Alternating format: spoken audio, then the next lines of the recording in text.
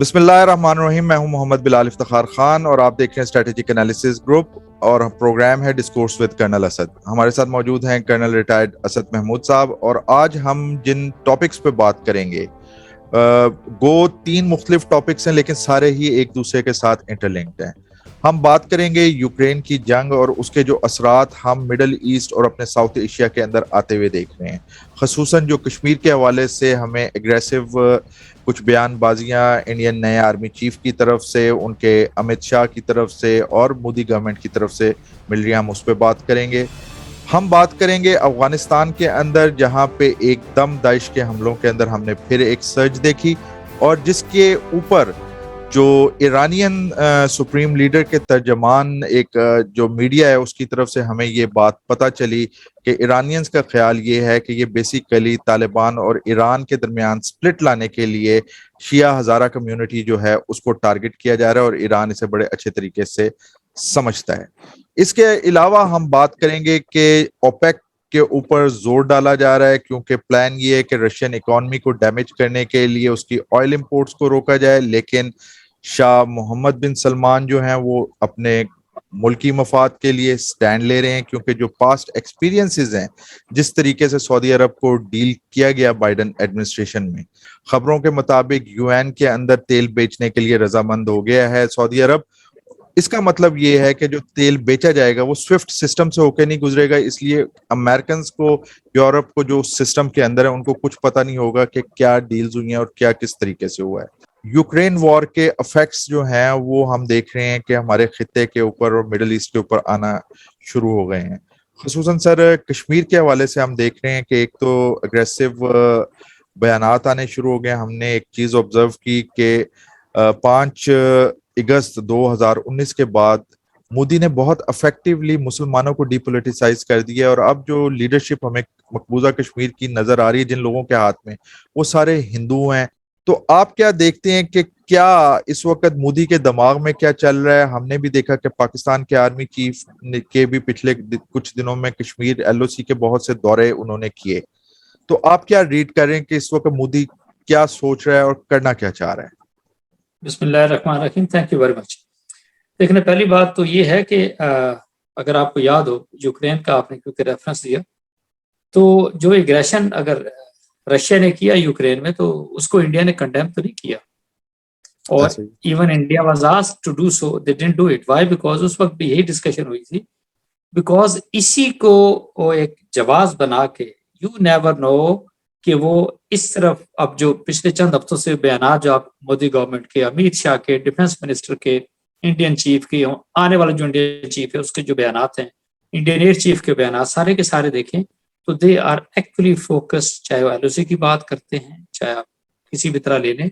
One feels कि हाँ वो उनके ये माइंड के अंदर ये चीज है कि नहीं अब उससे आगे जाना चाहते। जिस तरह आपने 5 अगस्त 2019 का किया, तो एक तो वो फील ये करते हैं कि उन्होंने बड़ा इफेक्टिवली इस वक्त उनको काउंटर कर लिया है, स्पेशली कश्मीरियों को वहां पे। और सो फार तो one can say why, because अगर उन्होंने ऑलमोस्ट कोई 20 लाख से ज्यादा वहां पे डोमिसाइल दे दिए और वहां आके आबादियां बन रही हैं, सारा कुछ हो रहा है, सो मच सो इवन कुछ अरब कंट्रीज भी एक लिहाज से वहां पर गए हैं कि हम वहां पे इन्वेस्टमेंट करने जा रहे हैं जम्मू के अंदर, कश्मीर के अंदर, तो सर्टनली अलार्मिंग तो एक लिहाज से है। बट नॉर्मली होता ये है कि आप कुछ भी प्लानिंग करते हैं, आपको पता नहीं होता कि आगे उसका रिस्पांस किस तरह का आना होता है। ठीक है, आपने बहुत सारे उसके एनिमी के काउंटर एक्शंस को आपने स्टडी किया हुआ होता है, उसकी वॉर गेमिंग एक लिहाज से की होती है,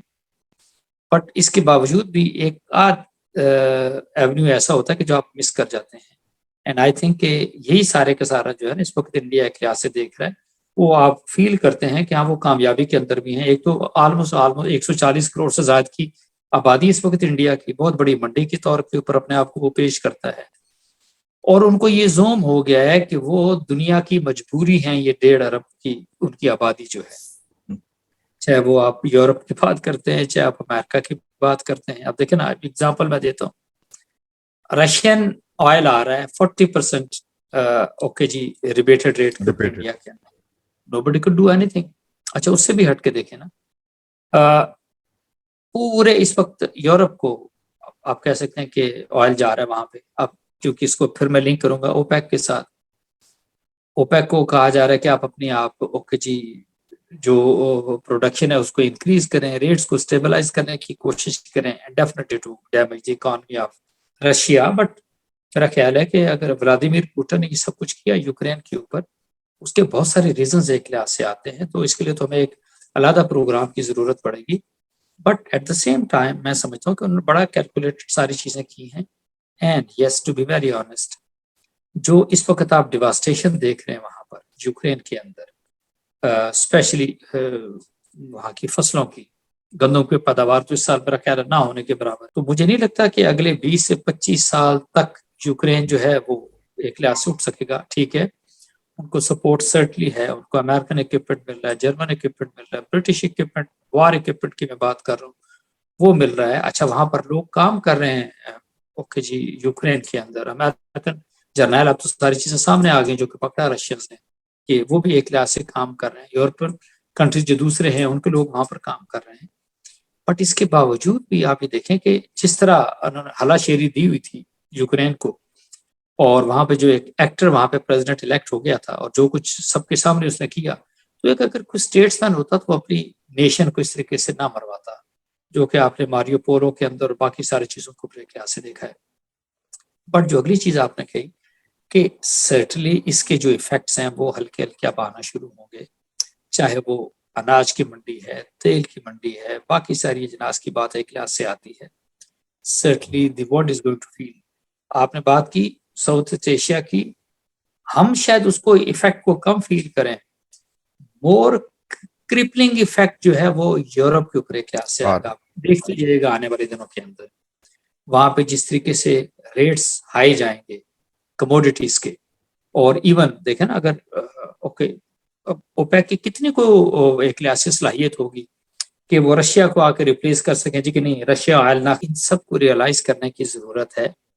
یہ پچھلے 20-25 نہیں بلکہ 30 سالوں کے اندر جو تباہی و بربادی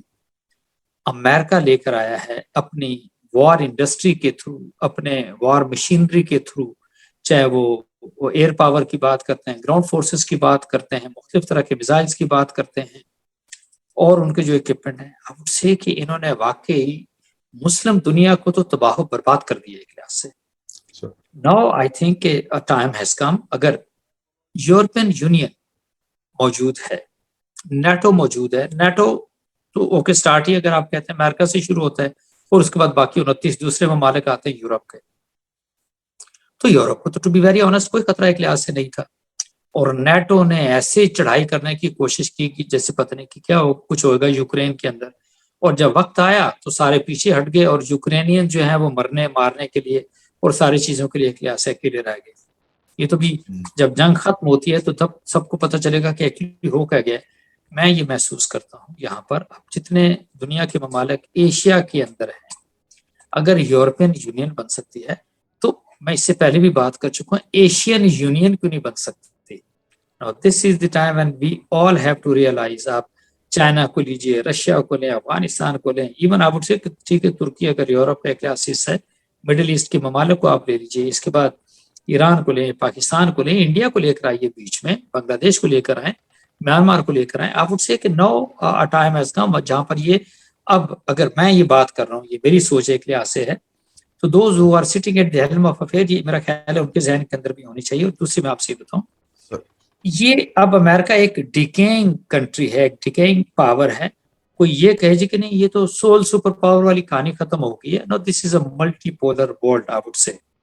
اور آنے والے دنوں کے اندر امریکہ کے لیے اور ایک لحاظ سے مشکل ہوتی جائے گی. ٹھیک ہے, $2 ٹریلین زیادہ تو انہوں نے خرچ کر دیے افغانستان کے اندر,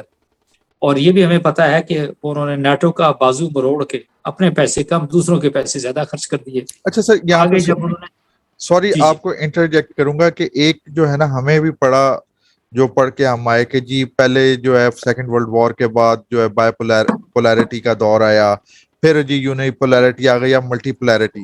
لیکن اگر سر آپ دیکھیں جس طرح کارل مارکس بھی کہتا ہے کہ history is economics in action, basic world order جو انفورس ہوا تھا سیکنڈ ورلڈ وار کے بعد, میں اسے کہوں گا وہ بریٹن ووڈ کا ورلڈ آرڈر تھا, جس کے اندر آپ نے ڈالر کو بیسیکلی جو ہے نا ایک ریفرنس کرنسی جو ہے نا سر وہ بنا دیا. اور یہ جو بائی پولیرٹی تھی دیٹ واز اے شیم, اس کے بعد یونیپولیرٹی, ابھی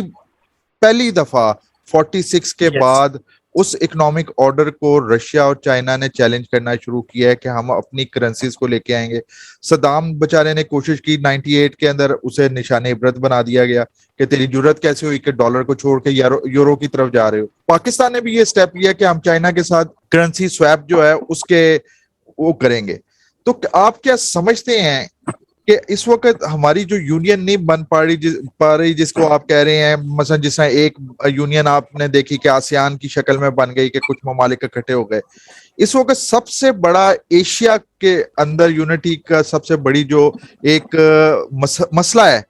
وہی بریٹن ووڈ ہے, کیونکہ جو ڈالر ہے, آپ دیکھ لیں ہمارے ملک کے اندر ڈالر کی قیمت جب بڑھی ہے کیونکہ ڈالر کے ساتھ ہم چل رہے ہیں,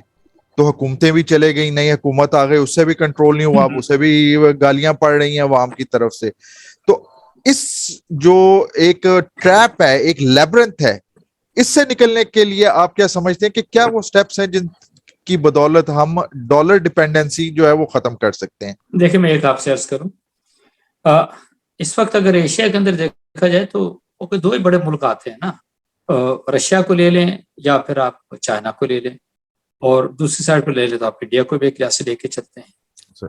اب اگر انڈیا کے رول کو دیکھیں تو وہ تو امریکن پولیس مین کے رول میں نظر آتا ہے آپ کو اس ریجن کے اندر, اور اس کو یہ خوش فہمی ہو گئی ہے کہ وہ چائنا کو ایک لحاظ سے چیلنج کرنے جا رہے ہیں. Certainly it is not possible. تو ایک تو میں یہ سمجھتا ہوں کہ اس کو جو لیڈ کرنا ہے نا, شنگھائی تعاون تنظیم سے میں شروع کرتا ہوں. ایس سی او کی بات اگر آپ کرتے ہیں, مجھے ایک وہ چیز نظر اس کے اندر آتی ہے کہ شنگھائی تعاون تنظیم کا اگر دائرہ کار وسیع کرتے ہیں اور اسی کے ساتھ پھر اس کی اس کا جو کام کرنے کا دائرہ اس کو بھی آپ وسیع کرتے ہیں, اسکوپ کو آپ بڑھاتے ہیں, دین دیر از اے رے آف ہوپ کہ اس کے اندر جو ہے نا وہ آپ باقی جو ایشیا کے ممالک ہیں آپ ان کو بیچ میں لے کر آتے ہیں. ایک تو بڑا یہ ضروری چیز ہے. دوسرا میں آپ سے بتاؤں, پاکستان کے اندر رجیم چینج ہوگی. پاکستان کے اندر آپ نے فیل کیا کہ Pakistan was rather the very first country کہ جس نے امریکن کلچس سے علیحدہ ہونے کی کوشش کی. We were very close to China, we were getting nearer to Russia, اور certainly we were thinking and talking of okay جی آپ ایک نئی اتحاد کی بات کر رہے تھے, اور فور دیٹ میٹر ایک سوورنٹی کی اور یا پھر اس کی انڈیپینڈنٹ فارن پالیسی کی بات کر رہے تھے. No, that voice is not there. But ایک یہ سوال بھی فلحال ضرور ایک ذہن میں آتا ہے کہ جی سب کچھ ہوا, پاکستان میں رجیم تبدیل ہوگی, تو رشیا نے بھی ایک دو اسٹیٹمنٹ دے دی, چائنا نے بھی کہا دے دی, تھینک یو ویری مچ. اب یہ اس کا ہوا یہ کہ جو ان کا ایک پیسیمسٹک رویہ آپ نے دیکھا چائنا اور رشیا کا, میں ہماری سیریز جو میں آپ سے بات کر رہا ہوں اس کا نتیجہ یہ ہوا ہے کہ اب اگر ایشیا کا کوئی دوسرا ملک ہے وہ اٹھنے کی, یہ سامنے آنے کی کوشش کرے گا تو اس کو ضرورت ہی کوئی نہیں ہوگی. دوسرے ملک سے مطلب دوسرے ملکوں کے رجیم کی میں آپ سے بات کر رہا ہوں. تو یہ تو آپ کہہ سکتے ہیں کہ امریکہ نے اس پاکستان کے اندر رجیم چینج کر کے بہت سارے ایک لحاظ سے مقاصد حاصل کر کے,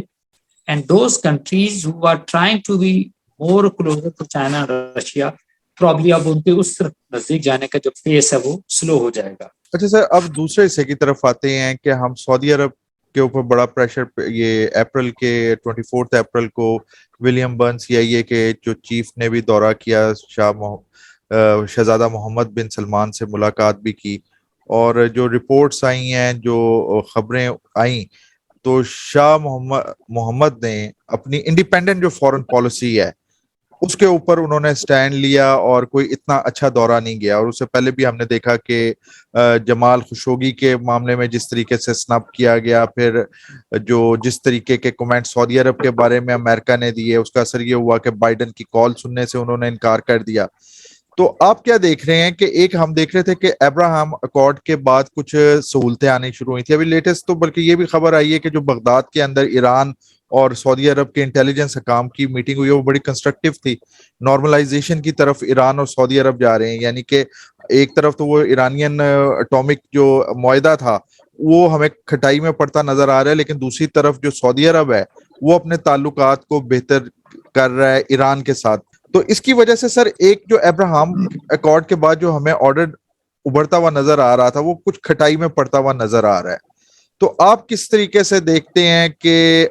سعودی عرب کی جو یہ انڈیپینڈنٹ خارجہ پالیسی جو ہم دیکھ رہے ہیں کہ وہ آہستہ آہستہ امریکن انفلوئنس سے نکل رہے ہیں, تو اس کے کیا امپیکٹ ہوں گے پاکستان کے اوپر اور خاص طور پہ اس خطے کی پالیٹکس کے اوپر؟ میں آپ سے عرض کروں کہ پاکستان کو چھوڑ کے باقی جو 3 میجر مسلم کنٹریز ہیں, ایران کی بات کریں, ترکی اور سعودی عرب کی بات آپ کرتے ہیں, میرا خیال ہے ان سب کے اندر یہ ریئلائزیشن آئی ہے after the destruction of so many countries in Middle East کہ اگر ہم اسی طریقے سے امریکن شکنجے کے اندر رہے تو کوئی بعید نہیں کہ اس کے بعد اگلا نمبر ایک لحاظ سے ان کا. سرٹلی ایران نے تو بہت عرصے سے ایک لحاظ سے چیلنج کیا ہوا ہے, ترکی نے اپنے آپ کو تھوڑا سنبھال لیا ہے, سعودی عرب اس in trouble in a way I can say. لیکن میں یہ فیل کرتا ہوں کہ اس سارے خطرے کو بھانپتے ہوئے, اینٹیسپیٹ کرتے ہوئے یہ سارے کا سارا سلسلہ چل رہا ہے. یس دیر ہیونگ کلوز ٹائز, بیسیکلی دیکھیں نا, طیب اردوان جو ہے وہ سعودی عرب کا انہوں نے دورہ کیا اور کیا فقید المثال ایک لحاظ کے استقبال کیا گیا, سارا کچھ ہے. اور اسی کے ساتھ ایران کو سعودی عرب کو آپ نے بہت قریب ایک لحاظ سے آتے ہوئے دیکھا. تو میں یہ فیل کرتا ہوں ایک تو یہ ریزن ہے. پھر اسی طرح وہ پیٹرو ڈالر والی کہانی اب ہلکے ہلکے میرا خیال ہے رشیا کو دیکھ کے جو باقی دوسرے ممالک ہیں کہ بھئی ان کا تو سسٹم چل رہا ہے, سوئفٹ کوڈ چل رہا ہے, سارے کا سارا یہ تو ہر وقت یہ تیار ہیں. پھر انہوں نے ورلڈ بینک IMF ایک لحاظ سے رکھا ہوا ہے, ان کا کام کوئی نہیں ہے کہ جو ملک ادھر ادھر ہوتا ہے یا بات کرنے کی کوشش کرتا ہے اگینسٹ امریکہ اور دی ویسٹرن ہیجمنی تو اس کا گلا چوک کر دیتے ہیں. ایک رے آف ہوپ ایک لحاظ سے ہے. اور ایشین یونین کو ساتھ میں لنک کر کے آپ سے بتاؤں گا, میرا خیال ہے اب اس ساری چیزوں کے اوپر رشیا چائنا کو تھوڑا سا زیادہ تیزی سے ایڈوانسمنٹ کرنے کی ضرورت ہے. چائنا انڈیا کے اندر جو اختلافات ہیں سرٹلی ان کو بھی ایک لحاظ سے دور ہونا چاہیے. اور اسی کے ساتھ یہ جتنے بھی اسلامی ممالک ہیں اور ایشیا کے جو دوسرے ممالک ہیں ان کو بھی اب ریئلائز کرنے کی ضرورت ہے کہ بھئی اگر آپ سوچنے کی بات ہے, امریکہ کا آلموسٹ کو $800 بلین کا صرف ڈیفنس کا بجٹ ہے.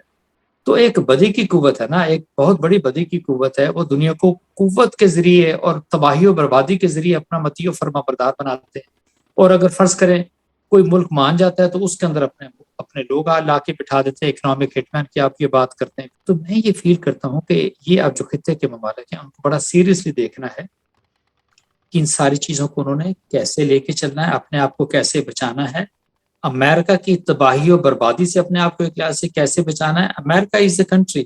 نہ اس کی دوستی اچھی ہے نہ اس کی دشمنی اچھی ہے. It is better to stay away from America. یہ سینس جو ہے وہ اس ریجن کے اندر بڑی تیزی سے سرایت کرتا ہوا نظر آتا ہے ادر دین انڈیا, کیونکہ انڈیا جو ہے it is acting like a policeman to America. Let say کہ ان کے خیالات کے اندر کیسے تبدیلی آتی ہے. سر آپ کو سیکنڈ کروں گا, آپ کو یاد ہوگا کہ یہ جنگ پچھلے مہینے کی بات ہے, شروع میں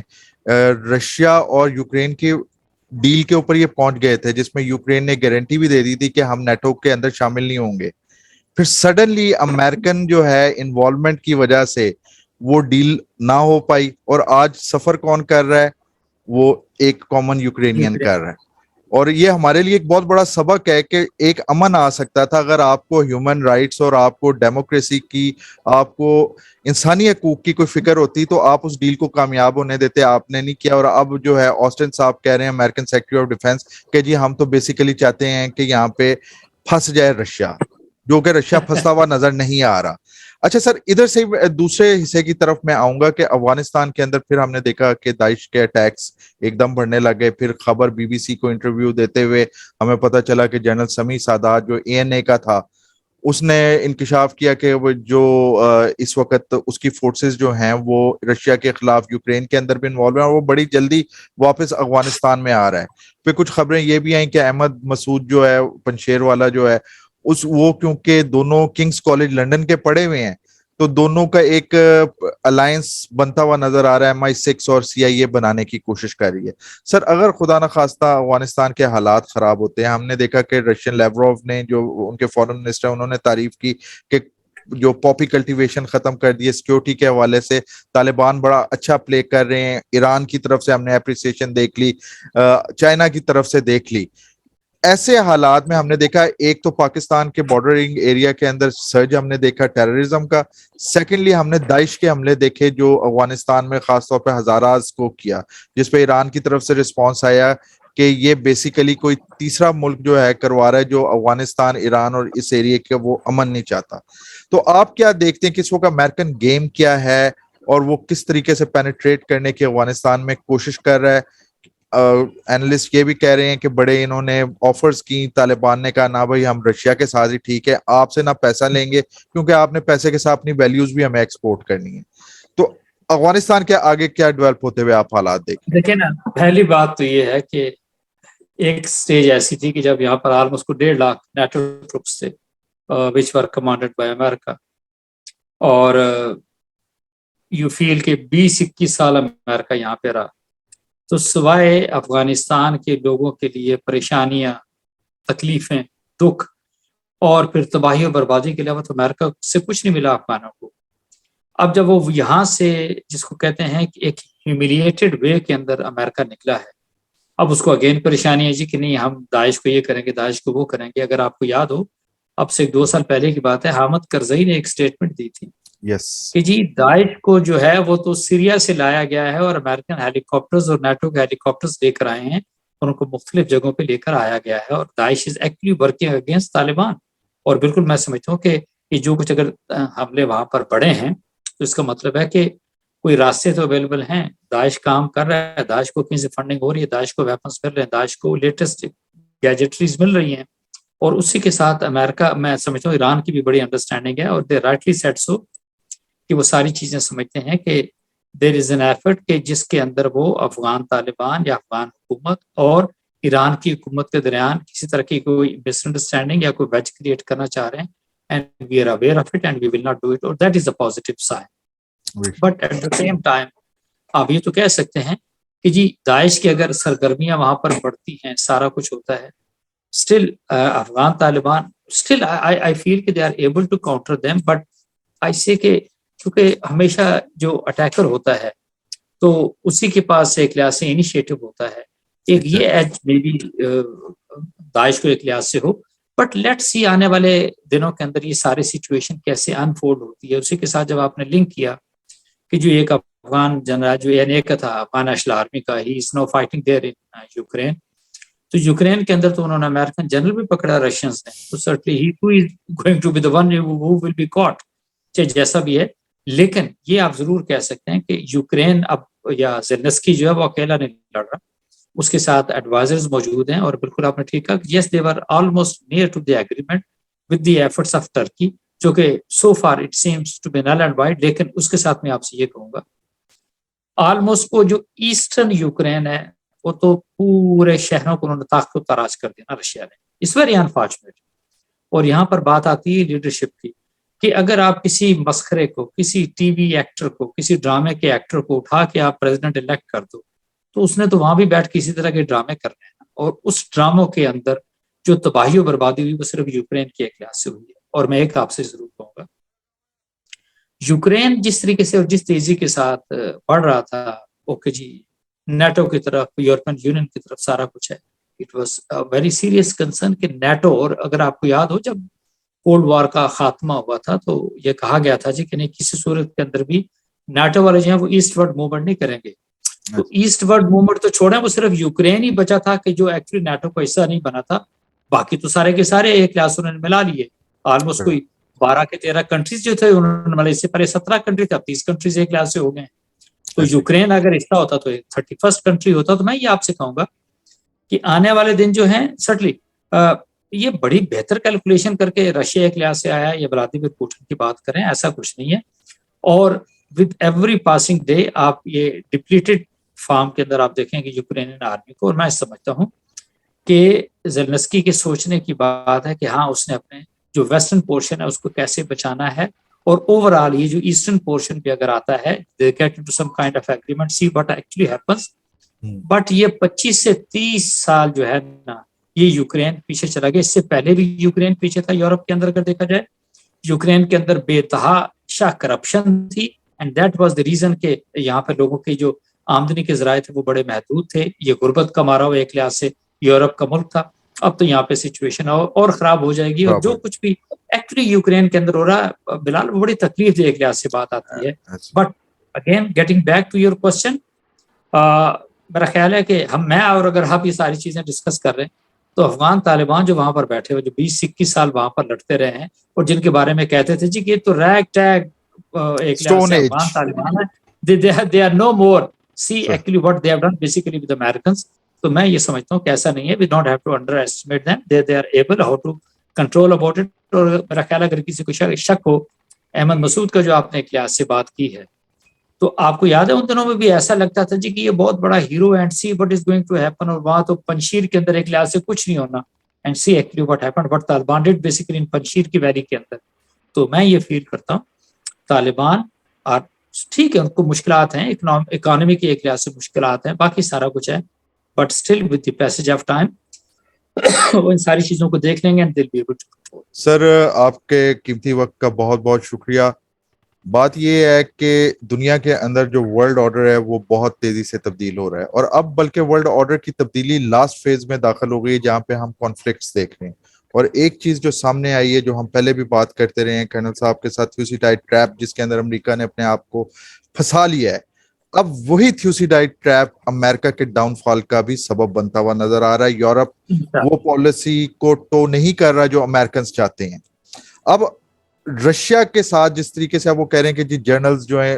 رشین جرنلز کو مارا جا رہا ہے امریکن انٹیلیجنس میں, تو کیا رشیا اسے نوٹ نہیں کر رہا ہے؟ روبل جس طریقے سے کم بیک کر رہا ہے, چائنا کا یوین دونوں مل کے جو ایک بریٹن ووڈ آرڈر کو خاتمے کی طرف لے کے جا رہے ہیں, امریکن اکانومی کے لیے بھی ایک بہت بڑا خطرہ بنتا جا رہا ہے. اس تبدیلی کے دور میں ہم جیسے ملک بہت زیادہ ولنریبل ہیں. ہمارے بزرگوں نے قربانیاں, لاکھوں قربانیاں دے کے یہ ملک حاصل کیا. آج کچھ ہمیں آنکھیں کھول کے جاگ کے یہ بات فیل کرنی ہے. وہ راہ نہیں اپنانی جس طرح کی یوکرین نے اپنائی, اور آج یوکرین تباہی کے دہانے پہ اور سرنے کا 50 سال وہ پیچھے چلا گیا ہے. ہمیں وہ اتحادی ڈھونڈنے ہیں جو ہمارے ساتھ کھڑے ہوں, نہ کہ ہمیں اپنے مفاد کے لیے ایکسپلائٹ کر کے تباہ کریں. زندہ قوم ہے, ہمیں سوچنا ہے, فیصلہ کرنا ہے اور اس پہ قائم رہنا ہے. سختیاں آتی ہیں لیکن یہی سختیاں آتی ہیں آپ کو آگے بڑھانے کے لیے. اگلے پروگرام تک کے لیے مجھے اور کرنل اسد محمود کو اجازت دیجیے. السلام علیکم ورحمۃ اللہ وبرکاتہ.